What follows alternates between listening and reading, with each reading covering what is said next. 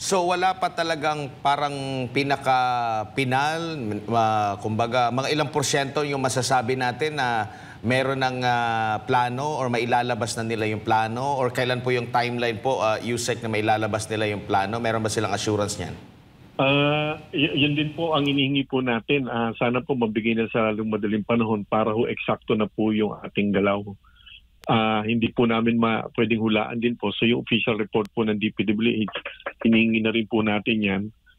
Yung sa central office na po nila manggaling para sigurado na po. Dahil nung una po, ang verbal na report sa amin, kakailanganin ng 200 to 300 million for the repairs. And then recently, naging parang 1.7 billion.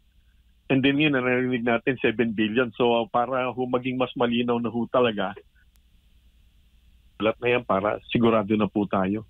At ang pinakahuli ninyong narinig ukol sa plano ay posibleng magtagal hanggang taong 2032. Oo, mahaba po yun eh. Iba po yun eh. Ang una namin pagkakaunawa, kapag nagkaroon ng full closure, yung talagang bawal dumaan na hindi naman pwedeng gawin yun. Konting higit lang sa 1 taon. Pag yung partial closure, kagaya ngayon, a little over than 2 years, parang mahigit 2 taon lang.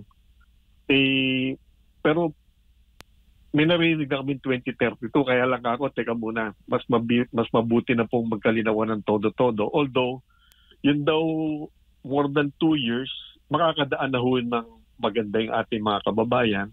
Pwede nang itaas yung limit na 3 tons a day, 3 tons per vehicle, pwede nang iangat. Kaya lang mas mabuti na po yung official report. Hopefully, matapos sila this week yung feedback po sa amin upang yun na ho yung maging basehan ng lahat na po na aksyon ng iba't ibang ahensya ho ng pamahalaan. In fact, bago po kayo tumawag, kanina po nagsisimula, kinukulit ko kumbaga yung aming regional office doon upang makapag-unahin sa DPWH. Ano ba talaga yung kanilang eksaktong plano para ho ma-reconcile namin yung mga naririnig namin din sa balita.